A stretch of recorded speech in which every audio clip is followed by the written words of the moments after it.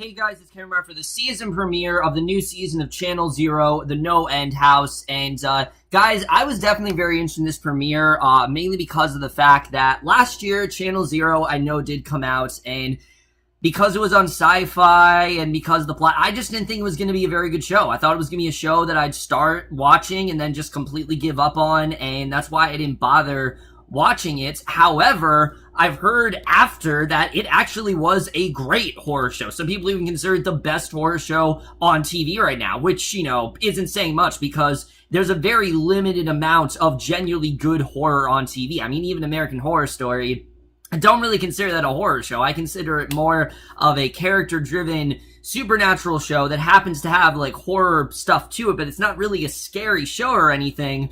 And this show, actually, I've heard, does do that very well. So I figured I'd check out the new season, and I'm very happy I did, because if this premieres any indication of what the rest of this season is going to be, then I'm definitely in for some good thrills, because I really did love this premiere. I think that this is going to be a very promising season, and I'm definitely interested in seeing where we're actually going to go from here. But let's just get into this episode, because I definitely do want to talk about it. And right off the bat, I love this opening. I love the way things start off here. We get introduced to this character of Lacey, who is having an amazing year, let me just say. This actress in general, between Sweet Vicious, and I heard she's incredible on The Bold Type, and now she's on this. I mean, this actress is just so great. But she's standing outside a suburban house and grabs for breath. She finally goes to the street and looks around nervously, and she sees an old house at the end of the street. So she walks toward it and sees a woman just casually walking her dog, not really thinking much of it. And a man then steps out into the street, walks toward Lacey, and when she runs, he runs and catches up to her, throws her down to the grass in front of the house, and the man asks Lacey why she does it to herself, pulls back her sleeves, and the words, "This isn't real," are written on her arm. And the man then takes out a lighter, says that he'll remove them for her, and you get the sense that he probably raped her in this scene. So right off the bat, really creepy stuff. You have no idea what the hell is going on, but basically, we are to assume that this is, like, you know, probably much later on, because then we get what I think is supposed to be kind of like, you know, 2 weeks before or something like that. But a young woman, Margot, who is our main character, Margot Slater, she's at home watching videos of herself as a child, and she looks out the window and sees her friend Jules walking up to drive, and Jules jokingly points out that she's Margot's only friend. They go back and sunbathe, and Jules then suggests that Margot come back with her to her college, and they could get an apartment off campus. And Margot, for some reason, isn't interested. You get the sense that Jules has kind of jumpstarted her life, but Margot really hasn't. She's just kind of stood around, and Jules figures that she's going to stay at home with her mom, living in the past, and Jules gets a text and says she's meeting up with JD later, and invites Margot to come, and Jules' mother, Corinne, then returns home and says hello, and tells the woman that her flight is actually at 5, and once Corinne goes inside, Jules asks Margot if she's coming with her that night, says that Margot is having a dry spell, and Margot tosses on whatever, cutting her off, and Margot then checks her phone.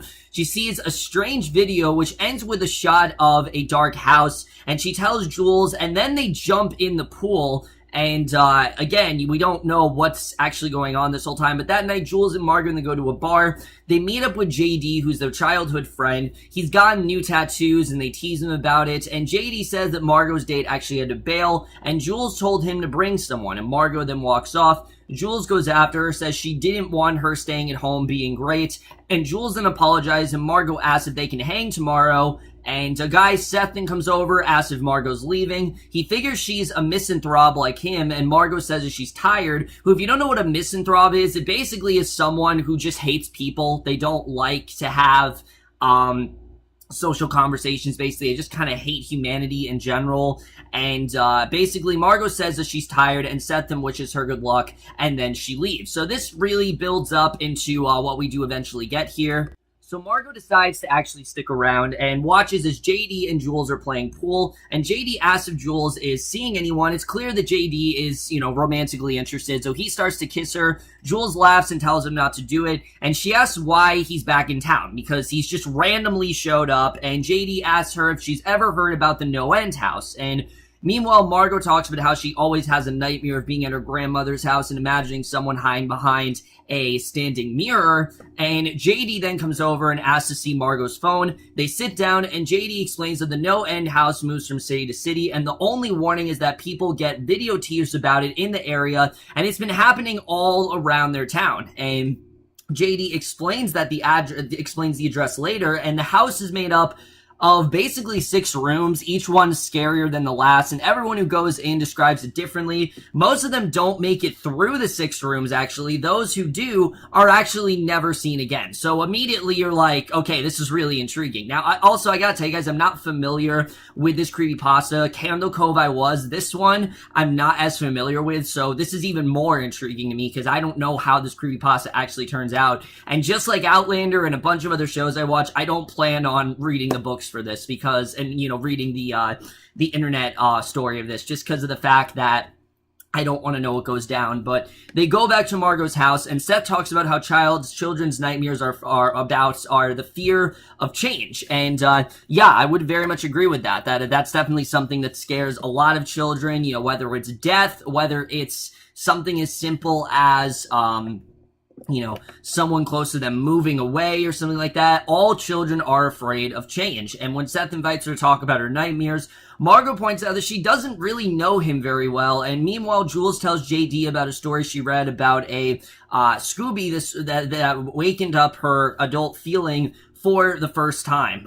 This is something that really made her feel adult, and I thought that was definitely an interesting scene when she's talking all about this thing that, really did awake her, which is actually a demon in female form. And this kind of did, like I said, awaken her, adult feeling, and that's kind of what made her feel adult, was this dream that she had of this demon, which again I found very interesting. But Seth tells Margot that he grew up in foster homes and he always really felt different, always like, he didn't really have a home, he didn't really have much of a family. And Margot finally says that her father John actually died of an allergic reaction to prescription meds, and she was the one who found him in the house in front of the TV a year ago, and she came in late, blamed herself for not coming home on time, and basically, we kind of get the sense that this is why she's staying in her house so much, that she blames herself for it and hasn't really been able to get over something like that, because, it's not something you're gonna get over, just seeing your father dead. I don't think she's gonna get over that anytime soon, but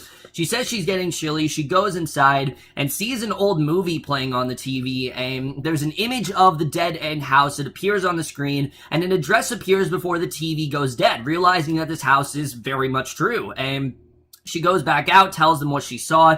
So they drive to the address, and they pretty much think that this is just a hoax. There's no way this could actually be true because, there's so many rumors out there. And what I really liked that this showed is that we always are intrigued by these rumors. For some reason, if you tell someone there's this really scary house or this really scary myth that's true, they're gonna do all they can to disprove it. And they're gonna go as far as to go to that location to actually disprove it. And that's basically what we do end up getting here.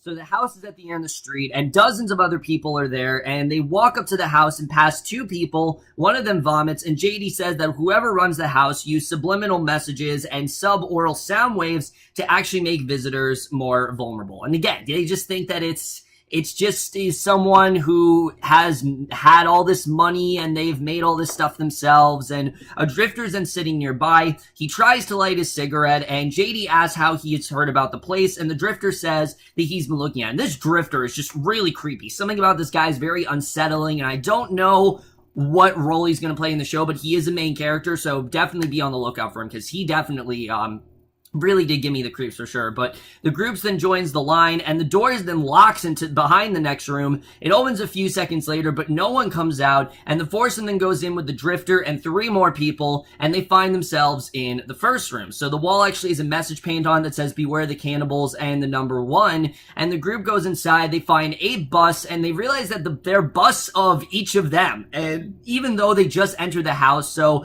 again, they don't know what's going on. The drifter's the only one who stands to the side. He's very uninterested, and Jules wonders how they did that so fast. I mean, they literally just got there, and JD figures that the owners must have just used a 3D printer, and that's really it. And the lights then flicker, the music goes out, and after a moment, the music then starts up distorted. The busts are now torn apart by hands that have appeared on them, and JD's bust is completely fine for whatever reason. I don't know if this is hinting that JD is gonna be like the only person to live or whatever, or that JD is gonna be the one person who, well, we're gonna get into in a little bit, but I don't know what that means. I do have one theory of what that might mean, but we'll have to see.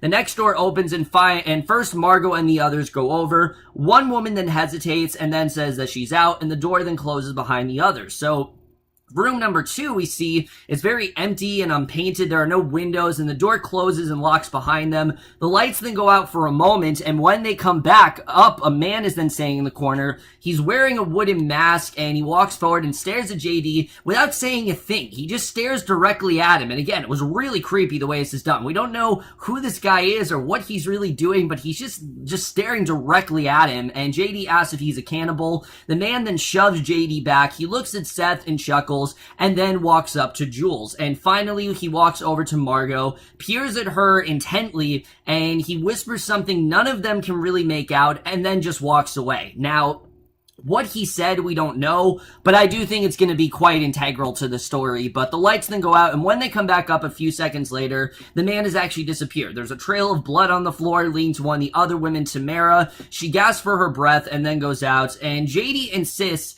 that they're just all actors, and that this is simply just a hoax. This isn't anything to really worry about. They're just actors who know them, and that's really it. He says the whole thing is confrontational. The door to room number 3 then opens, and the Drifter says that they should leave before it's too late. JD then goes after him, and Margot tells Jules that the man said, "Welcome back, Martian," and Jules says that they should go home, but Margot insists that she wants to know and goes into the next room. It seems like she's just intrigued by what's going on, even though Jules, you can tell, is really creeped out. For some reason, Margot is intrigued by what's going on and actually wants to stay here, and again, I thought that was very interesting. So Margot then finds herself in the 3rd room. She's all alone. The sign on the door then says one at a time. The door won't open behind her, and a flower then sits on a vase in a table. Margot then walks past it, and she sees a hallway leading straight out of sight. So she walks down the hallway, and her laughter is coming from a standing mirror in the middle of the hallway. A man is behind it, and Margot hesitantly walks up to the mirror. She looks around the mirror and sees a man laughing hysterically and just staring directly at her, and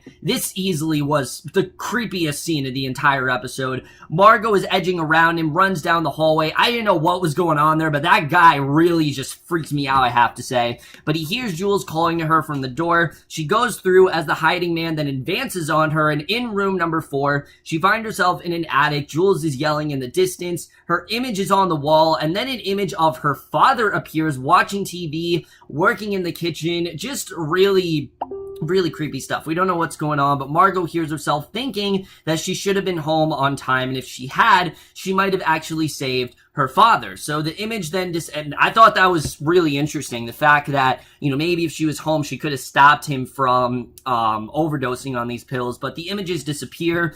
Margot then sees 2 doors, and one marked exit and one marked next room. So she goes through the next room door, finds herself in her living room. John is on the couch, and there's a figure made of stone, and nothing is playing on the TV. And the video that Margot was watching earlier appears on the TV, and Margot tries to turn it off without success. So she reaches for the stone figure to take the remote in its hand. It grabs her, and Margot then pulls her. The figure then gets to its feet, grabs her in a hug, stroking her hair. Margot, crying, says she wants to go home. She breaks free, goes to the door, and the figure says she has to go through to actually go home, that she has to, you know, basically get through that door. So then she finally finds herself out on the lawn, and Jules is there and looks pretty much as terrified as Margot does, which I love seeing this transition from Margot not wanting to leave the house, being intrigued by it, to her basically being, you know, the most terrified she's been in a while. And they go to the car, wait for Seth and JD,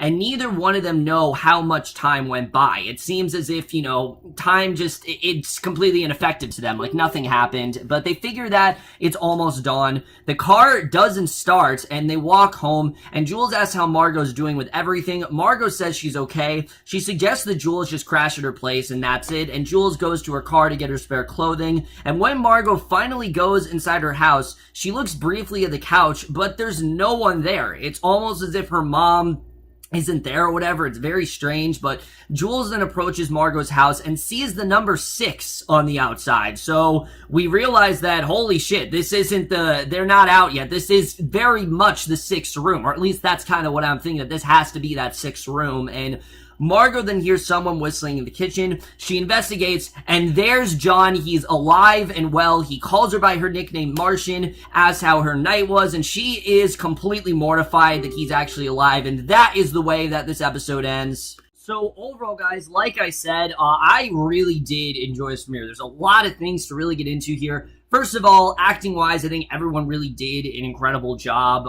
There isn't really a standout to me necessarily. I mean, Amy Forsyth was great in the show, but I can't really say there's like one significant standout. I think, honestly, everyone was really great here.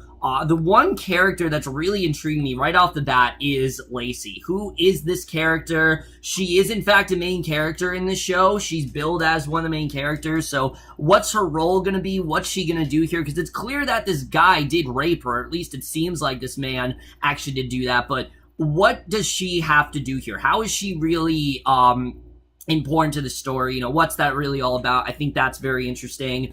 But like I said, there's a lot of questions really going through my head right now. First of all, I'm thinking that Margot and Jules, they're not actually back. They're not actually back. There is, in fact, a 6th room. And remember, each one is scarier than the last. And what else would be scarier than the unexpected, where Margot arrives and sees that her father is alive and well, and that he's gone. Now, we don't know if her mother's still there, or maybe her mother's died. I mean, there's still a lot of stuff that we don't know, but it's pretty clear that no matter what's going on, I don't think Jules and, you know, this is definitely not over for Jules and Margot, and I think these next 5 episodes are really going to be them trying to make sense of all the changes that have kind of gone through their life and the consequences of going through this house. It makes sense why no one actually gets out, because I think that 6th room looks very much like the actual reality. I think that's kind of what's going on there, but again, I could be wrong. It seems like that's really what that's about, and I think that definitely is very interesting. The other big thing, though, is why did JD and Seth have no effect whatsoever? Why did they act like no time passed? I don't really know what that's all about, why they don't believe, you know, why they don't think anything has happened or I think that's definitely interesting. And then as far as JD being the only, you know, figure alive, the fact that all the other, you know, replicas of them kind of just dissipate and his was still there, I don't know what that really means, but I think that definitely is very interesting. And then the Drifter character, something about him just really gives me this very eerie vibe, and I don't know what that's really going to be about. But I'm thinking these next 5 episodes are going to be all these characters kind of facing their fears. We know from Margot, it was that dream of her kind of going through adulthood. That's kind of what it was. It was her kind of going through adolescence and, you know, having that loss of innocence, which it does seem like that's a big part of her story. You know, for JD, it's because he had to go through different Seth had actually, because he had to go through different foster homes and things like that. So I think we're going to focus a lot on that. Just in general, guys, I really did love this premiere. I thought this was overall very well done. I don't really have too much to say about it. I thought this was overall a really great start. I will admit I thought the first half was a little bit slow, but I still was very interested in the story overall. I thought this was just a very solid premiere. It was honestly really scary at points too. Like, I definitely did feel very unsettled by what was actually going on. I didn't really know what, you know, was happening, and the way that this show focuses on like distortion and all that kind of stuff, you can definitely tell this is a creepypasta story, and it shouldn't work as well as it does, but it really does work, because a lot of these stories, I mean, obviously we know they're not real, but seeing them actually playing out and seeing people actually want to know more about them is really fascinating. I don't know if every season's going to be focused on a creepypasta, but I know these first 2 seasons have, and I think definitely that's going to be something very interesting about the show, and that's something I definitely really do love. Overall, guys, I definitely really do love this premiere. I will absolutely stick with this show. There's only 5 more episodes, and that's enough to really keep me hooked in, but I definitely really do love what we got here. And I am going to give the first episode of Channel Zero, The No End House, This Isn't Real, a B+. So over, guys, this episode of Channel Zero, The No End House, and most guys saw this episode overall, left your thoughts, and I definitely very interested in seeing more of the series, but that's in my review. Hope you guys enjoy. We'll see you guys in my next video, and we'll see you guys for that. Okay, bye.